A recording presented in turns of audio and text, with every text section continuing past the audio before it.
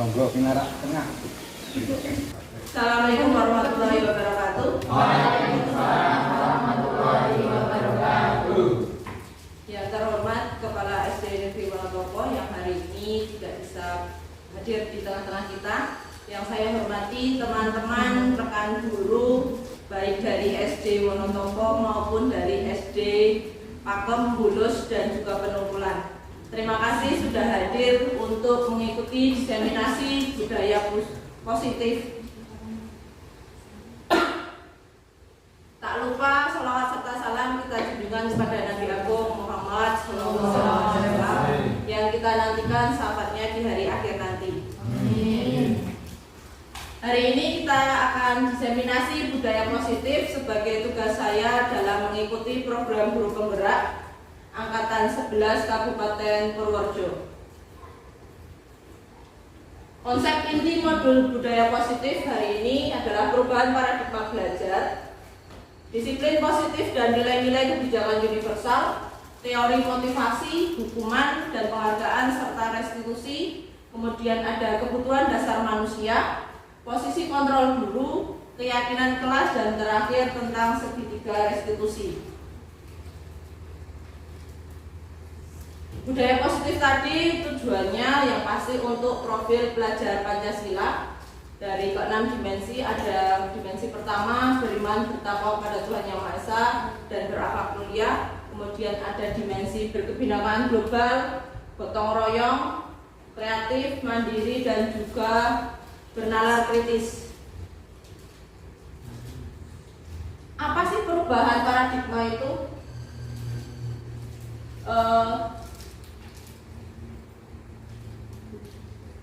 Perubahan paradigma, silahkan coba kita bayangkannya adalah kepalan tangan. Ada A dan B, Anda sebagai orang A, yang B itu teman Anda. Kemudian menyobek kertas kecil, di dalam tulisan tersebut tuliskan benda atau sesuatu yang sangat berharga untuk Anda, letakkan di salah satu tangan, kemudian genggam benda tersebut dengan segala daya, buat dengan kepalan tangan seperti ini. Jadi ada, silakan bisa dipraktekkan sendiri, bisa ada tulisan, kemudian kita remas di dalamnya, dipegang. Nah, teman-teman yang ada di samping Bapak Ibu itu akan mencoba dengan sekuat tenaga untuk mengambil, membujuk dengan ancaman atau apapun itu. Kira-kira apa yang akan terjadi? Mempertahankan, atau ada yang lain, ataukah membiarkan saja kepalan tangan tersebut terbuka, atau seperti kata Bu Dwi tadi tetap mempertahankan itu. Oke, tetap mempertahankan nih. Sesuatu yang berharga pastinya kita tetap akan mempertahankan itu, karena tadi yang kita genggam adalah sesuatu yang berharga. Selanjutnya tentang teori kontrol dari Dr. William Glasser. Ini ada ilusi guru mengontrol murid. Yang pertama, pada dasarnya kita itu biasanya memaksa murid untuk berbuat sesuatu. Jikalau murid tersebut memilih untuk tidak melakukannya, walaupun tampaknya guru sedang mengontrol perilaku murid. Hal demikian terjadi karena murid sedang mengizinkan dirinya dikontrol. Saat itu bentuk kontrol guru menjadi kebutuhan dasar yang dipilih murid tersebut. Teori kontrol menyatakan bahwa semua perilaku memiliki tujuan, bahkan terhadap perilaku yang tidak kita sukai. Ilusi yang berikutnya adalah tentang semua penguatan positif, efektif, dan bermanfaat. Penguatan positif atau bujukan adalah bentuk kontrol. Jadi segala usaha yang mempengaruhi murid untuk mengulangi sesuatu perilaku itu adalah usaha dalam mengontrol murid tersebut dalam jangka waktu tertentu. Kemungkinan murid itu bisa menyadari atau mau mencoba untuk menolak atas bujukan kita. Selanjutnya adalah kritik. Ilusi bahwa kritik dan membuat orang merasa bersalah dapat menguatkan karakter. Menggunakan kritik dan rasa bersalah untuk mengontrol murid menuju pada identitas gagal. Mereka belajar untuk merasa buruk tentang diri mereka. Mereka mengembangkan dialog yang negatif kadangkala sulit bagi guru untuk mengidentifikasi apakah mereka itu melakukan perilaku ini karena seringkali guru menggunakan dengan kata-kata suara yang halus walaupun pesan yang disampaikan itu negatif. Contohnya misalnya mungkin kenapa kamu tidak membawa atribut topi ketika upacara? Ibu kecewa sekali dengan perbuatan kamu. Walaupun kita mengucapkan dengan nada halus, tetapi itu menjadi ilusi pada murid bahwa membuat murid tadi merasa bersalah. Bagaimana mengubah paradigma stimulus respon ke pendekatan teori kontrol? Sebenarnya siapa yang memiliki kontrol? Stimulus responnya kita mencoba mengubah orang agar berpandangan sama dengan kita. Sedangkan menurut teori kontrol, kita berusaha memahami pandangan orang lain. Jadi bukan orang lain untuk mengikuti kita, tetapi kita juga harus bisa memahami dari sudut pandang orang lain tersebut. Yang kedua, perilaku buruk dilihat sebagai suatu kesalahan. Menurut teori kontrol, semua perilaku pasti mempunyai tujuan, entah tujuan itu menjadi negatif ataupun positif, pasti semuanya ada tujuannya. Kemudian stimulus yang ketiga, orang lain bisa mengontrol saya. Sebenarnya secara teori kontrol hanya kita yang bisa mengontrol diri kita. Mau disuruh orang itu apakah kita mau atau tidak, itu sebenarnya kemauan dari kita sendiri. Yang berikutnya, saya bisa mengontrol orang lain. Karena tadi menurut dengan stimulus yang ketiga, maka yang keempat itu kita tidak bisa mengontrol orang lain. Mau seperti apapun itu tetap saja kontrol ada pada diri kita. Kemudian pemaksaan ada pada saat bujukan gagal. Menurut teori kontrol, kolaborasi dan konsensus menciptakan pilihan-pilihan baru. Kemudian model berpikir menang kalah. Nah, kalau teori kontrol harusnya model berpikirnya adalah menang. Jadi agar semua orang itu punya optimis, bukan pesimis. Kalau menurut stimulus respon kan kadang bisa optimis, bisa pesimis, tapi sedangkan menurut teori kontrol harusnya kita berusaha melakukan semuanya yang terbaik buat menang. Nah, kira-kira disiplin itu apa kira-kira menurut Bapak Ibu? Kira-kira menurut Bapak Ibu disiplin itu apa? Tepat waktu, patuh aturan, terus apa lagi? Tertib. Oke. Disiplin positif, disiplin itu kalau kita biasanya memaknainya jadinya sesuatu yang dilakukan seseorang pada orang lain untuk mendapatkan kepatuhan, dan kita cenderung menghubungkan kata disiplin dengan ketidaknyamanan. Saya kan nggak mau tepat waktu, tapi harus tepat waktu. Ini kan jadi membuat kita tidak nyaman. Disiplin positif itu adalah upaya salah satu penerapan disiplin yang bertujuan untuk menumbuhkan kesadaran serta memberdayakan murid tanpa imbalan, penghargaan, ancaman ataupun hukuman. Jadi disiplin positif di sini adalah cara untuk kita menerapkan disiplin pada suatu lingkungan yang kita tempati. Sebagai pendidik, tujuan kita itu untuk menciptakan anak-anak yang memiliki disiplin diri, sehingga mereka bisa berperilaku mengacu pada nilai-nilai kebajikan universal dan memiliki motivasi intrinsik bukan ekstrinsik. Jadi dari dalam nilai-nilai kebajikan itu bersifat universal selintas bahasa, suku bangsa, agama maupun latar belakang. Di sini ada contohnya. Kalau menurut profil pelajar Pancasila ada ke-6 dimensi yang ada di profil pelajar Pancasila. Tetapi menurut Ibu Primorius Program atau PJP itu ada toleransi, rasa hormat, integritas, mandiri, menghargai, antusias, empati, keingintahuan, kreativitas, kerjasama, percaya diri dan juga komitmen.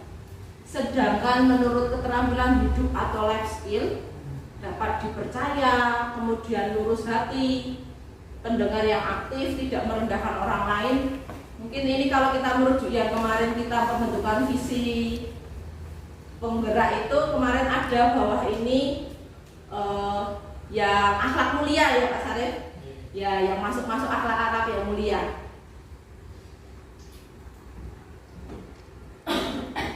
Apakah Anda setuju dengan pernyataan ini? Hukuman dapat mendisiplinkan anak. Kira-kira Bapak Ibu setuju tidak dengan pernyataan hukuman dapat mendisiplinkan anak? Saya tidak. Oh, ya. Bu Rahma berpendapat tidak. Alasannya apa kira-kira Bu Rahma?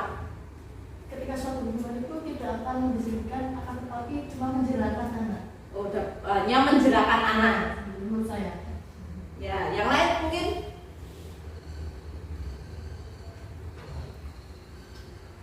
Setuju atau tidak dengan pernyataan itu?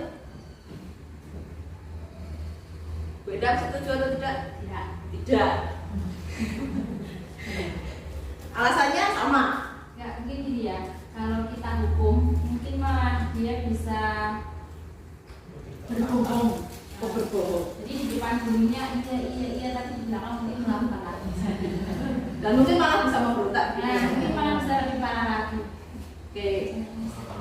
Sekarang pernyataan kedua. Pemberian hukuman dengan hal positif seperti membaca atau membersihkan halaman sekolah dapat meningkatkan disiplin anak. Ya, Tidak juga, kata Bu Endang. Masih sama dengan pendapat yang tadi? nama. Masih sama. Yang ketiga, memberi penghargaan dapat meningkatkan motivasi belajar anak. Hati-hati. Ya. Hati-hati. Bagaimana ya yang ketiga? Bisa jadi? Bisa jadi. 50-50? Ya, 50-50. Tergantung. Gantung manusianya. Oke, sekarang kita masuk ke teori motivasi, hukuman dan penghargaan serta restitusi. Untuk menjawab tadi dari pernyataan pendapat Bapak Ibu, teori motivasi perilaku manusia itu ada 3 eksternalnya untuk menghindari ketidaknyamanan atau hukuman. Apa yang terjadi apabila saya tidak melakukannya? Kemudian untuk mendapatkan imbalan dari orang lain, apa yang akan saya dapat apabila saya melakukan, misalnya contohnya mungkin bagi murid kita, apa yang akan terjadi kalau saya membaca buku dengan rajin. Nah, itu berarti ada pengharapan imbalan. Teori motivasi berikutnya adalah internal, untuk menghargai diri sendiri. Saya akan menjadi orang yang seperti apa apabila saya melakukannya. Pada teori motivasi internal inilah yang tadi merujuk kepada tujuan disiplin positif.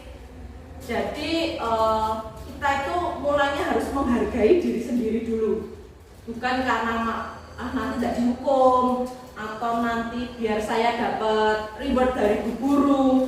Jadi sebenarnya kalau saya belajar, maka nantinya adalah saya bisa memahami pembelajarannya di kelas lebih baik, kemudian mungkin nanti bisa mendapatkan sekolah yang diinginkan dan sebagainya. Walaupun mungkin kalau sekarang sekolah yang diinginkan terbatas Yunan gitu. Kalau dulu mungkin zamannya kita sekolah ada motivasi tersendiri. Ya sekarang coba kita analisis bersama.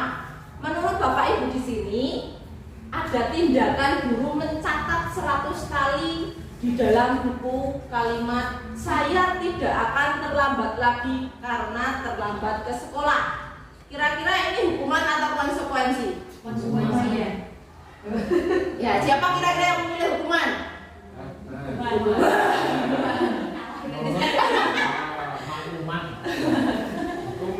Oke, kalau yang kedua, lari mengelilingi lapangan basket 2 kali karena terlambat hadir di sekolah.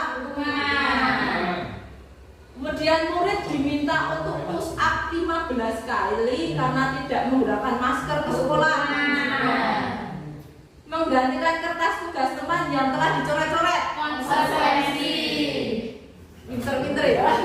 Membersihkan tumpahan air di meja tulis karena tersenggol pada saat belajar. Konsekuensi. Murid disuruh untuk tidak mengenakan sepatu seharian di sekolah karena tidak menggunakan sepatu hitam. Hukuman. Hukuman ada konsekuensi. Hukuman. Kok yuk melempem. Lari mengelilingi lapangan basket 2 kali karena terlambat 10 menit mengikuti pelajaran PJOK. Konsekuensi. Kita coba lihat berikutnya apakah jawaban Bapak Ibu betul atau tidak. Oke, kita lihat. 100 ya. Duit 100 kalau tadi jawabannya betul-betul semua. Bu Endang tadi ada yang salah. Satu sendiri. Oh, enggak 9. Sebenarnya hukuman itu adalah tidak terencana atau tiba-tiba. Kemudian murid tidak tahu apa yang akan terjadi dan tidak dilibatkan terkadang. Bersifat hanya satu arah. Berupa hukuman, baik berupa hukuman fisik ataupun psikis. Maka tadi ada menulis 100 kali itu termasuk hukuman karena hanya satu anak yang diberi hukumannya tadi. Sedangkan konsekuensi itu terencana atau disepakati sesuai peraturan. Karena terlambat mengikuti pelajaran, maka tadi lari keliling lapangan 2 kali itu konsekuensi. Mungkin sebelumnya sudah ada peraturan, ada itu. Kemudian murid tetap dibuat tidak nyaman, walaupun ya tadi terlambat tetap anaknya merasa tidak nyaman. Sikap guru selalu memonitor murid. Sikap guru memonitor murid itu masih tetap jadi kontrolnya guru tadi bahwa sudah terlambat maka ya sudah senang lari. Sedangkan restitusi itu adalah proses menciptakan kondisi bagi murid untuk memperbaiki kesalahan. Pada restitusi ini prosesnya butuh kolaborasi yang mengajarkan murid untuk mencari solusinya sendiri. Jadi murid punya masalah, maka kalau bisa murid tersebut juga yang akan mencari solusi mengatasi masalahnya, bukan mengatasi masalah tanpa masalah. Oke. Kemudian ciri-ciri restitusi itu yang pertama, bukan untuk menebus kesalahan, namun untuk belajar dari kesalahan. Yang kedua, memperbaiki hubungan. Yang ketiga, tawaran, bukan paksaan. Jadi bisa ditawarkan ke anak, bukan kemudian seperti tadi langsung ya sudah karena kamu terlambat kamu harus menulis 100 kali di buku tulis. Kemudian restitusi menuntut untuk melihat ke dalam diri. Selain itu mencari kebutuhan dasar yang mendasari dari tindakan. Kemudian restitusi diri adalah cara yang paling baik. Restitusi fokus pada karakter, bukan pada tindakan. Restitusi fokus juga kepada solusi, bukan di penggajian tadi ya Pak Wati. Ya, restitusi mengembalikan murid yang berbuat salah pada kelompoknya. Sekarang kita masuk ke kebutuhan dasar manusia. Kira-kira kebutuhan dasar manusia itu apa saja? Nanti kita ini kebutuhan dasar manusia itu adalah sesuatu yang kita lakukan untuk mendapatkan apa yang kita inginkan. Seluruh tindakan yang kita lakukan pasti mempunyai tujuan. Tujuannya untuk apa? Tujuan tentunya kepada usaha yang terbaik yang kita lakukan dalam rangka memenuhi kebutuhan dasar kita agar terpenuhi secara baik. Kebutuhan dasar manusia itu pada dasarnya ada 5. Yang pertama adalah bertahan hidup. Kalau kita di kelas mungkin kebutuhan primer. Kalau kita dulu sekolah itu kebutuhan primer, ada sandang, pangan, papan. Maka ada makanan, pakaian, tempat tinggal, juga keamanan, kesehatan kalau sekarang. Kemudian ada kebutuhan kasih sayang dan rasa diterima. Rasa diterima, kemudian dipedulikan, berbagi, kerjasama, menjadi bagian dalam kelompok itu kebutuhan pada kasih sayang dan rasa diterima. Kebutuhan yang ketiga adalah penguasaan. Penguasaan ini harga diri, kemudian keinginan untuk dianggap, memimpin, berprestasi, diakui dan mau didengar. Kebutuhan yang keempat adalah kebebasan. Kebebasan ini ada mandiri, memiliki pilihan, mencoba hal baru, mampu mengendalikan arah dirinya. Pasti masing-masing dari Bapak Ibu pengen juga untuk mandiri, kemudian punya pilihan. Dulu waktu mau kuliah kan pasti punya pilihan mau ambil jurusan apa, itu juga pasti itu merupakan kebebasan pada kebutuhan dasar manusia. Yang terakhir adalah kesenangan, bermain, humor, antusiasme, dan juga tertawa. Nah, mungkin kan kalau harus sedih-sedih terus pasti kita butuhnya senang. Me time kalau katanya Mbak Eda. Me time. Kita yang selalu gagal. Sekarang coba jawab dengan jujur. Ibu guru bilang aku tidak boleh bersenandung sewaktu mengerjakan tugas. Katanya kelas harus tenang, tidak ada suara. Kira-kira ini kebutuhan apa? Kebebasan. Kita simpan dulu ya benda kebebasan. Ibu guru tidak menyapa aku hari ini, padahal aku pakai jepit rambut yang baru. Apa ya? Kasih sayang ya. Kasih sayang. Butuh perhatian. Butuh perhatian.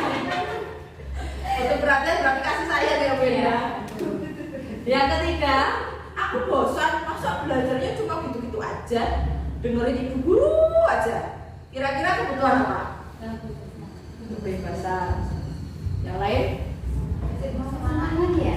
Yang strategi sendiri. Kesenangan. Yang sebelah sana. Terakhir ada aku sebel gambarku tidak rapi, malah ibu guru nunjukin ke teman-temanku di depan kelas. Apa ini kira-kira? Kebutuhan apa tadi ya? Yang diingat kasih sayang. Oh ya, diingat kasih sayang. Kasih sayang. Berarti kebutuhan dasarnya Pak Mita kasih sayang. Yang lain lewat. Ayo apa?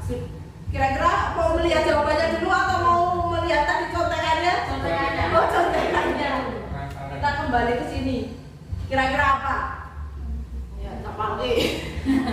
Ya diamalkan apakah satu dua? Kita coba cek ya. Oke, kita cek jawabannya. Kesenangan. Iya.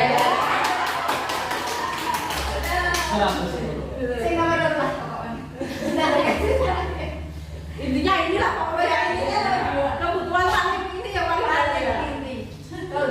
Yang keempat lewat. Tahan ibu. Oke, sekarang kita masuk ke posisi kontrol guru. Kira-kira posisi kontrol guru itu ada apa saja?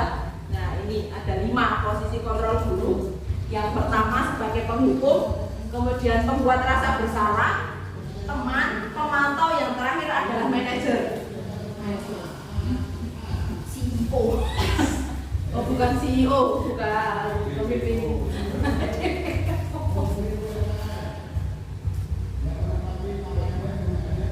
Pada kelima posisi kontrol guru, 2 posisi kontrol yang pertama tadi merupakan identitas gagal atau kontrol dari luar, biasanya untuk menghindari hukuman. Gurunya berbuat kayak kalau di posisi kontrol penghukum itu gurunya menghardik, menunjuk-nunjuk, kamu itu enggak, kemudian menyindir, menyakiti. Kalau dengan kata-kata kalau kamu tidak melakukannya, awas ya, rasakan. Kemudian hasilnya biasanya tadi seperti Bu Enda memberontak, mungkin malah justru di belakang malah menyalahkan orang lain, kemudian berbohong. Kaitannya dengan dunia yang berkualitas, murid meletakkan guru di luar dunianya. Jadi kadang mungkin muridnya sudah males lah ketemu dengan beliau. Saya tiap manu pasti dimarahi untuk kemudian murid berkata, biarkan saja, nanti juga marah-marah lagi. Dampaknya biasanya adalah mengulangi kesalahan tersebut. Itu kalau di posisi penghukum. Di posisi yang kedua, pembuat rasa bersalah, gurunya biasanya berceramah kemudian mengatakan, seharusnya kamu itu tadi itu belajar atau pagi harus menyiapkan terlebih dahulu dan sebagainya. Kemudian ada ibu kecewa kamu tidak mengerjakan mengerjakan tugas dan sebagainya. Kamu seharusnya sudah tahu ibu lelah sekali mengatakannya, ibu stres. Stres di rumah dibawa ke sekolah ya. Kemudian hasilnya adalah menyembunyikan, menyangkal muridnya berbohong. Mulai letakkannya gurunya ada di dalam dunia yang berkualitas, ini sudah mulai masih menganggap gurunya. Biasanya muridnya nanti maafkan saya bu dan sebagainya. Kemudian muridnya menjadi merasa rendah diri, minder, nggak pede. Kemudian di posisi kontrol ketiga, yaitu posisi kontrol teman, ini sudah masuk ke identitas berhasil atau sukses, kontrolnya dari luar, mengharapkan imbalan atau ketergantungan pada orang lain. Gurunya membuatkan alasan-alasan untuk muridnya. Contohnya di situ adalah, ayolah lakukan demi ibu. Kemudian, masa kamu tidak mau? Ingat, tidak, ibu pernah membantu kamu. Hasilnya adalah ketergantungan. Jadi murid menggantungkan tadi dengan gurunya. Murid meletakkan guru sebagai orang yang sangat penting di dunia berkualitas. Ya, ini sudah mulai menganggap gurunya jadi teman, bestie. Saya pikir bapak ibu teman saya, ternyata begitu. Kemudian di sini muridnya menjadi lemah, tidak mandiri karena tergantung pada gurunya. Di posisi kontrol yang keempat ada pemantau. Gurunya menghitung dan mengukur apa peraturannya. Biasanya nanti hasilnya adalah menyesuaikan diri bila diawasi. Jadi kalau ada gurunya, anaknya mau, tetapi ketika ada gurunya mungkin bisa saja lepas. Murid meletakkan guru, peraturan dan hukuman di dunia yang berkualitas. Muridnya bisa saja berapa banyak bintang yang saya peroleh. Nah itu tadi pengharapan tadi, kayak penghargaan ya. Bu guru, saya sudah selesai, dapat bintang berapa? Kemudian berapa halaman yang harus saya tulis? Nah, itu sudah pada posisi kontrol pemantau. Dampaknya adalah menitik beratkan pada sanksi atau hadiah pada murid. Jadi kalau saya tidak mengerjakan, nanti saya bingung. Saya mau mengerjakan paling cepat biar dapat bintang. Nah itu salah satu. Atau mungkin biar saya besok ketika nilainya bagus sama ibu di rumah. Nah itu ada dampaknya, ada seperti itu. Kemudian identitas berhasil atau sukses ini pada tadi unsur intrinsik, yaitu kontrol diri, menghargai diri sendiri, yaitu sebagai manajer. Biasanya sebagai manajer itu mengajukan pertanyaan-pertanyaan. Apa yang kita yakini, apa yang bisa kami kerjakan untuk memperbaiki hal ini. Kemudian pada hasilnya biasanya akan menguatkan pribadi pada murid tersebut. Murid meletakkan dirinya sebagai individu yang positif di dalam dunia yang berkualitas. Bagaimana caranya biar saya bisa memperbaikinya? Biasanya muridnya pasti akan tanya seperti itu. Murid nanti dampaknya adalah bisa mengevaluasi diri, bagaimana cara memperbaiki kesalahan yang mereka perbuat. Contoh penerapan 5 posisi kontrol guru kasus. Ini siswa tidak memakai atribut lengkap saat upacara. Kalau posisi kontrol guru pada hukum itu hormat bendera selama 1 jam. Jadi kalau ada murid yang tidak pakai topi, hormat, nah itu namanya penghukum. Kemudian kalau pada posisi kontrol pembuat rasa bersalah, berapa kali bapak ibu guru bilang harus memberitahu kamu kalau kamu itu selalu mengecewakan, itu pada posisi merasa bersalah. Sedangkan pada posisi sebagai teman, ayo dong ikuti aturan sekolah, tolong bantu bapak ibu ya, sekali saja. Ya sudah, tidak apa-apa, lain kali jangan sampai berbuat seperti ini ya. Itu posisi kontrol kita kalau kita jadi temannya murid. Kemudian di posisi keempat, pemantau. Kamu sudah melanggar peraturan sekolah, kamu tahu konsekuensinya. Setelah upacara ini selesai, kamu beli atributnya di koperasi dan jangan diulangi lagi. 10 topi. 10 topi ini 10.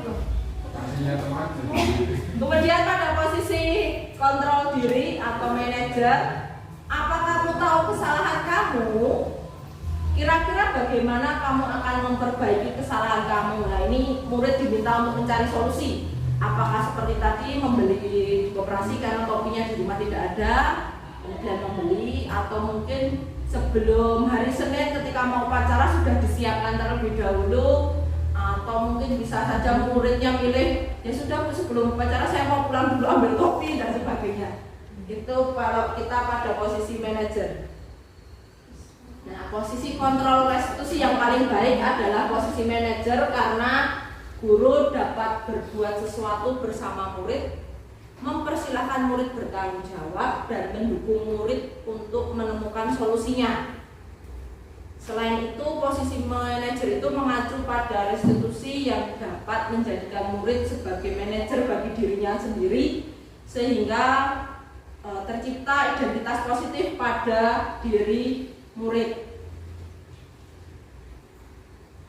Sekarang keyakinan kelas, kira-kira Bapak Ibu sudah pernah membuat keyakinan kelas? Sudah. Sudah. Keyakinan kelas itu apa saja? Nah, kenapa keyakinan kelas bukan peraturan kelas?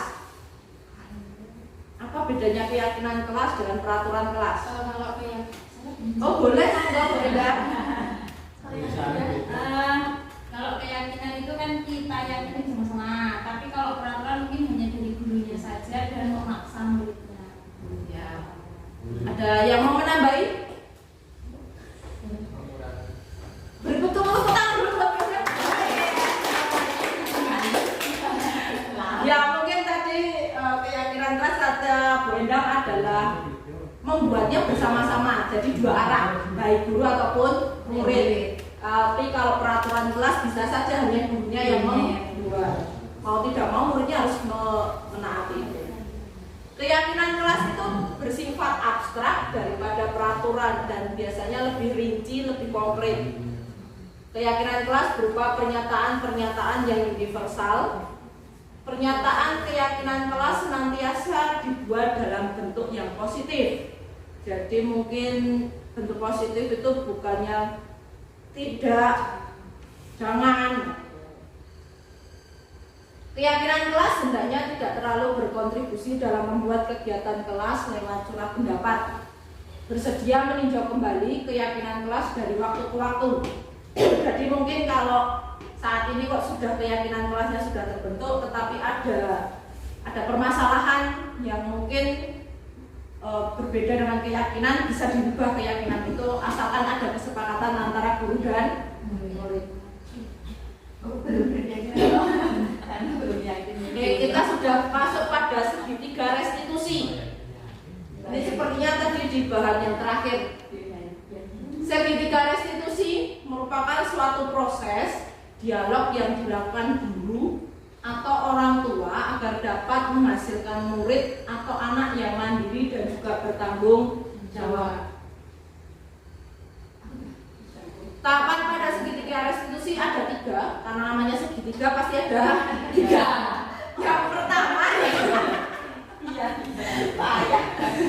yang pertama adalah menstabilkan identitas. Kemudian yang kedua, validasi tindakan salah. Yang ketiga, menanyakan keyakinan.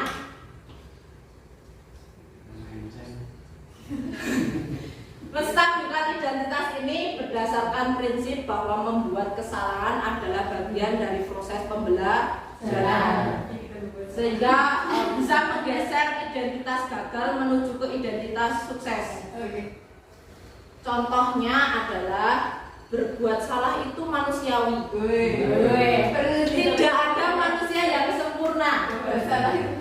Bapak Ibu juga salah. Kita pasti bisa menyelesaikan permasalahan ini.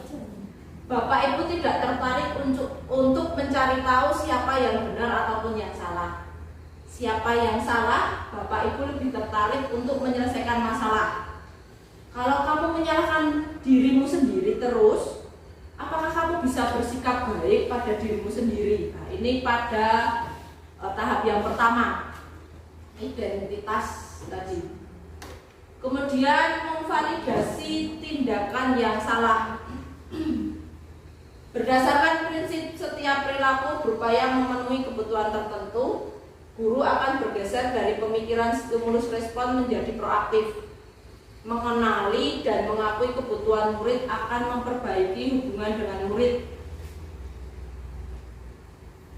Contohnya, kamu bisa saja melakukan hal yang lebih buruk, tapi kamu tidak melakukannya. Kamu pasti punya alasan melakukannya. Apa yang penting bagi kamu boleh tetap berusaha menjaga sikap itu, tapi tambahkan sikap lain yang baru. Apakah kamu belajar cara lain untuk mendapatkan yang kamu butuhkan tanpa harus memukul, dan sebagainya. Kemudian yang di tahap berikutnya, menanyakan keyakinan, ini memberi pertanyaan-pertanyaan bermakna untuk memunculkan motivasi secara intrinsik, sehingga diharapkan dapat mampu mengaitkan keyakinannya dengan tindakan yang salah. Contohnya di sini adalah apa nilai yang kita percaya di kelas. Nah, tadi karena sudah membentuk keyakinan kelas, maka ada bisa menggunakan seperti ini. Kamu ingin menjadi anak yang seperti apa, kemudian nilai-nilai universal apa yang telah kita yakini, dan sebagainya. Nah, ini kemarin saya melakukan skenario segitiga restitusi. Waalaikumsalam. Iya, Mbak Sofi sini, silakan duduk. Mbak Sofi, tadi Ibu dengar dari ketua kelas kalau kamu berkenan dengan Vito ya? Iya Bu, artinya kesel. Kenapa kok kamu kesel? Saya sudah bersusah payah mengerjakan, tapi malah dicoret Ibu. Oh begitu, ya wajar kalau kamu marah. Kalau kamu kesel, mungkin itu kalau di posisi kamu juga akan melakukan hal yang sama. Iya Bu. Lalu apa yang kamu lakukan pada Vito? Saya marah-marah, saya maki-maki. Oh, pasti kamu punya alasan melakukan itu. Iyalah Bu, masa saya diam saja, saya sudah berusaha semaksimal mungkin malah dicoret Ibu. Ya wajar kalau kamu marah. Ibu menghargai tindakan kamu tidak lebih dari itu. Misalnya memukul itu. Sekarang coba pikirkan, tindakan kamu marah dan memaki apakah sesuai dengan keyakinan kelas kita? Tidak Bu. Kalau begitu, menurut kamu keyakinan kelas apa yang sudah kamu lakukan? Saling menghargai Bu. Ya betul. Kalau begitu, menurut Sofi saling menghargai itu penting atau tidak? Penting Bu. Baik, kalau menurut kamu penting, jadi keyakinan kelas apa yang harus kamu lakukan pada saat kamu marah tadi? Harus lebih bersabar. Kamu bersedia memperbaiki itu? Bersedia. Apa yang akan kamu lakukan untuk memperbaiki masalah ini? Saya harus lebih bersabar. Kalau ada yang mengenai saya harus lebih. Ya tepat sekali. Tetap semangat ya Mbak Sofi. Silakan, sekarang ini kamu boleh kembali ke kelas dan teruskan untuk belajarnya.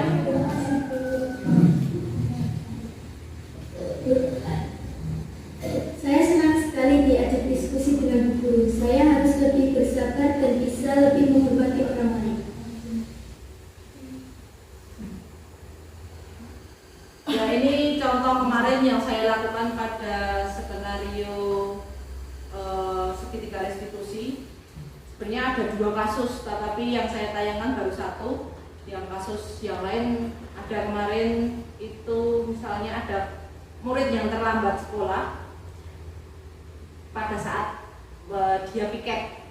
Nah, skenario ini, kalau ini tadi kan pekerjaannya siswa itu dicontoh oleh temannya, kemudian anaknya marah. Sebagai guru, sikap kita yang tadi posisi kontrolnya adalah manajer, maka yang sebaiknya dilakukan adalah mengajak ngobrol diskusi dengan anaknya seperti yang tadi saya contohkan di depan. Kalau yang terlambat piket pun juga kita tidak bisa kemudian marah-marah atau menindai di dalam kelas. Kita panggil anak tersebut untuk berbicara 4 mata dengan gurunya, bukan hanya 2 mata tapi 4 mata. Namanya kameramennya ya, karena kemarin harus di kamera padahal sebelumnya bukan. Tapi ini sudah pada masuk kesimpulan.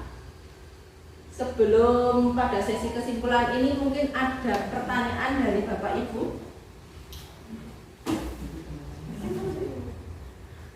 Oh, oke, monggo. Terima kasih atas waktu yang telah diberikan. Saya Heri izin bertanya untuk dari SD Negeri Pakem. Mau bertanya bagaimana cara mengubah mindset guru yang biasanya memberikan hukuman untuk menjadi budaya positif yang lebih baik. Oh iya, tadi memang mohon maaf ya, mungkin kalau guru-guru, bahkan kita sendiri, bahkan saya sendiri mungkin juga pernah melakukan posisi kontrol sebagai penghukum. Bagaimana cara mengubah kita mindsetnya kita sebagai penghukum tadi?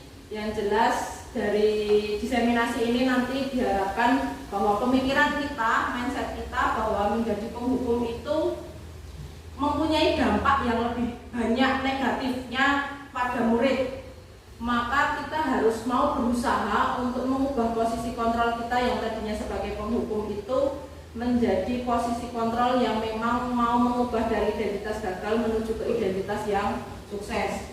Saya harap setelah diseminasi ini mindset Bapak Ibu semuanya bisa merubah dari penghukum tadi menuju ke yang paling baik tadi adalah manajer. Kalaupun tidak bisa sampai ke manajer, maka kita harus bisa secara bertahap. Secara bertahap kita mungkin bisa jadi posisi kontrolnya sebagai teman kepada murid, kemudian sebagai posisi pemantau juga bisa. Tidak harus langsung manajer. Begitu, Bu Deli. Ya, terima kasih.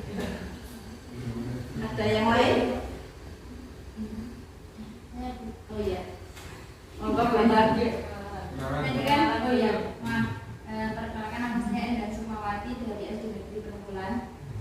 Tadi kan waktu terakhir itu kan ditampilkan video restitusi. Iya. Nah itu restitusinya itu hari itu juga atau bisa di hari lain. Oh bisa. Baik, restitusi itu sebaiknya pada penanganan segitiga restitusi sebaiknya efektifnya dilakukan pada hari itu. Jadi ada masalah kita selesaikan. Karena kalau kita lakukan di lain hari, ada kemungkinan bahwa perasaan anak itu sudah berubah. Ya, karena pasti sudah ada dari klimaks sudah ada turunnya di mana kita mulai reda, emosinya sudah mulai reda. Baik itu kita posisi ketika dalam agamanya kita saja ada hadis yang menyatakan bahwa ketika kita marah itu pada saat kita berdiri maka duduk, kemudian dari duduk kok tidak masih marah maka tidurlah. Nah itu jadi mungkin ketika hari itu anaknya marah-marah pada saat berdiri dengan temannya tadi, kemudian kita menangannya besok, mungkin saja amarahnya itu sudah reda. Bahkan anak-anak itu moodnya gampang berubah. Sekarang marah, nanti sudah kadang marah sama temennya, istirahat sudah barengan, jajan, gandengan tangan dan sebagainya. Jadi menurut saya efektifnya dilakukan pada saat itu. Tetapi ada juga yang mungkin masalah yang tidak bisa diselesaikan pada saat itu. Contohnya misalnya tidak terjadi di sekolah terjadi ada mungkin mohon maaf baku hantam antara murid karena main bola kemudian ada anak yang kesliding tidak sengaja sampai jatuh dan terluka. Mungkin pada saat kita menceraikan di sekolah anak tersebut sudah bisa minta maaf, sudah saling memaafkan, sudah selesai. Tetapi sampai di rumah anaknya cerita ke orang tua. Lah ditanya oleh orang tua di rumah, ngopo le kok kakinya bisa lecet dan sebagainya. Lah kan dia di sekolah lah. Emosinya bisa naik lagi kemudian cerita, entah cerita itu ada tambahannya lainnya. Kemudian orang tuanya ikut emosi. Lah itu anaknya siapa dan sebagainya. Mendatangi orang tua dari anak yang tadi yang satunya tidak terima minta ganti rugi untuk berobat dan sebagainya walaupun mungkin dari sekolah sudah ditangani dan sebagainya.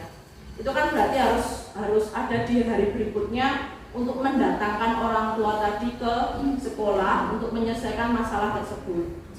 Jadi simpulannya mungkin kalau yang memang bisa ditangani pada hari itu kita tangani. Tetapi kalau sampai harus membawa sampai ke orang tua itu bisa kita lakukan di hari berikutnya.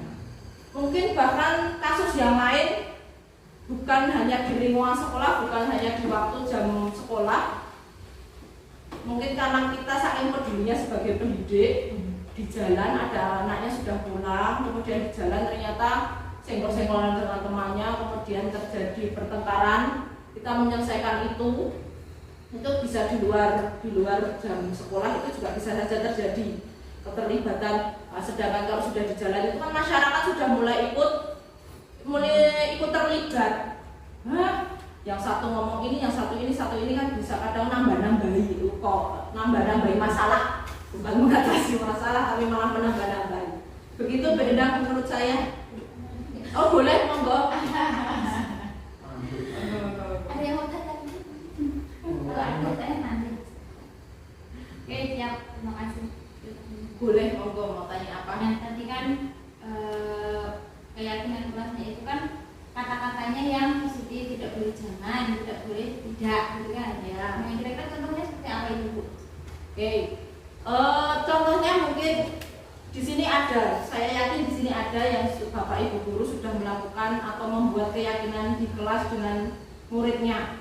Mungkin dari contohnya keyakinannya adalah, saya contohkan dari kata jangan ya, jangan menunda pekerjaan. Nah mungkin dengan kalimat positifnya kita bisa buat sebaiknya kerjakan pekerjaan lebih dulu agar cepat selesai. Itu kan tidak menggunakan kata jangan. Itu menjadi kalimat yang lebih positif dan bisa diterima. Karena mungkin kalau kita jangan tidak itu sudah kayak dari kita kecil kayaknya dari dulu. Bahkan mohon maaf saya juga salah satu yang budaya dulu itu kalau kita dimomong sama simbah itu jatuh, saya disalahkan adalah yang bikin jatuh. Misalnya, oh lah batunya nakal atau apa, kemudian dipukul dan sebagainya. Sebenarnya hal itu justru mempunyai dampak bahwa anak itu lebih menyalahkan orang lain. Nah itu jadi setelah mengetahui itu saya terapkan sendiri kepada anak saya bahwa ketika dia jatuh ya saya tanya, berarti ada sakit tidak, kemudian yang salah siapa, yang tidak hati-hati siapa, berarti kan ada kemungkinan bahwa anak itu harus punya kewaspadaan, dimana bukan hanya menyalahkan gara-gara batu, gara-gara meja, tembok dan sebagainya, padahal temboknya itu sudah ada dari dulu. Mungkin sebelum anaknya lain itu temboknya sudah ada, tapi yang disalahkan temboknya dan sebagainya. Itu mungkin kesalahan budaya dulu ya, dari dimomong simbahnya kita dulu ada kesalahan-kesalahannya seperti itu.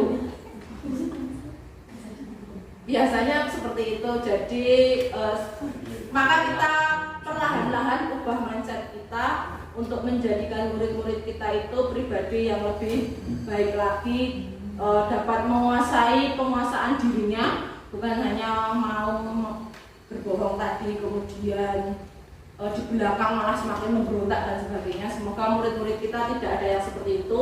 Kita bisa menjadi pendidik penerus bangsa yang lebih baik. Amin.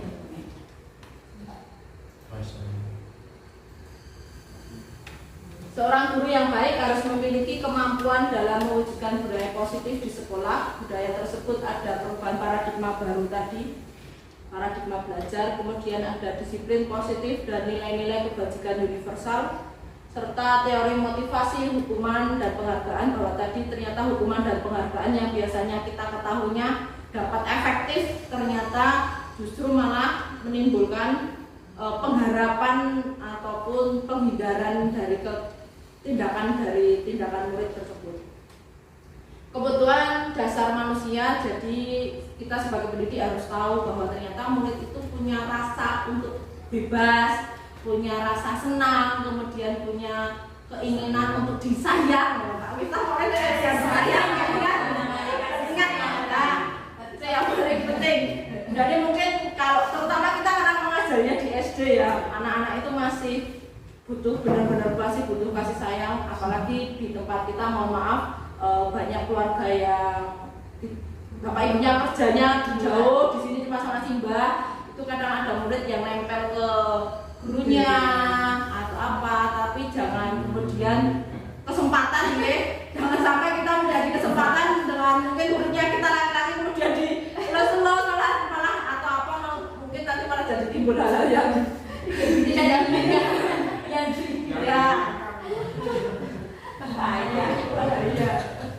Kalaupun kita mau memenuhi kebutuhan tadi kasih sayang kepada muridnya, kita tahu batasannya sampai di mana kita memberikan pemenuhan pada kebutuhan kasih sayang tadi. Sepertinya topik kasih sayang itu Pak Minta langsung di sini ya.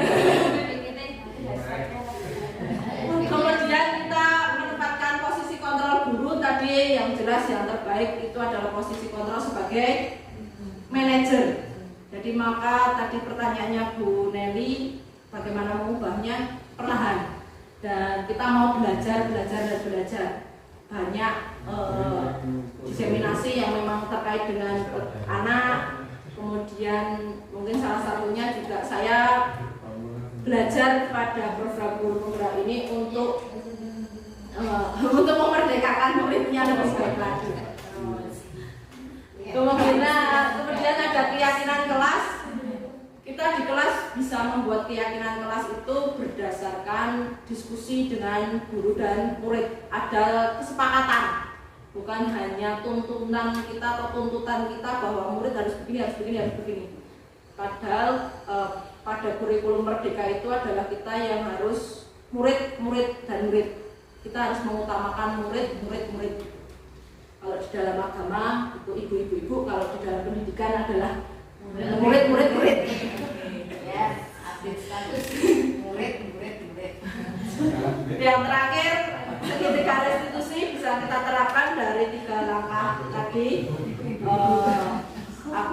Diskusi dengan muridnya, bukan hanya langsung dengan ketika saat itu. Mungkin juga saya sendiri, mohon maaf, di kelas ketika ada anak yang berbuat salah, kadang langsung nyemplong ya Bapak Ibu, langsung mengingatkan di situ. Padahal ternyata sebaiknya dalam memanggil anak tersebut tanya dulu alasannya apa, kemudian kira-kira dengan keyakinan yang sudah ada pada keyakinan kelas yang dilanggar apa, yang mau diperbaiki apa.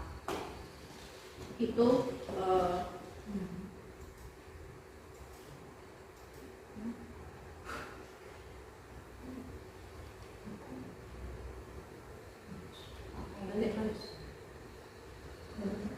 ya, refleksi. Kita berrefleksi dulu, bukan hanya di kelas tapi kita di sini juga refleksi. Perasaan Bapak Ibu sekarang bagaimana? Oh, ngantuk? Senang? Paling menanyakan juga ya. Tadi tidur. Ya. Setelah mengikuti diskusi diseminasi hari ini, saya jadi paham bahwa Murid. Kita harus juga menggunakan murid. ya. Yang lainnya mungkin Dan peduli dengan kasih sayang. peduli kembali lagi ke kasih sayang. Apa mungkin dari Bu Fani kira-kira yang hari ini jadi paham apa?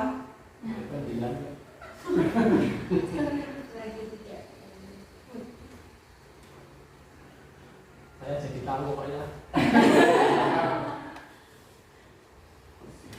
Baik, kira-kira target selanjutnya dari Bapak Ibu apa? Setelah mengikuti diseminasi ini, target berikutnya apa kira-kira? Mengubah mindset. Setelah mengubah mindset, maka kita harus mengubah sikap tadi. Semoga itu bisa terwujud. Amin. Berubah jadi manajer. Berubah ya Pak. Yang tadinya jadi apa? Bendara sih. Kalau langsung dari CEO kata beda nggak kabuten. Baik, terima kasih. Semoga apa yang kita diskusikan hari ini membawa manfaat dan kebaikan.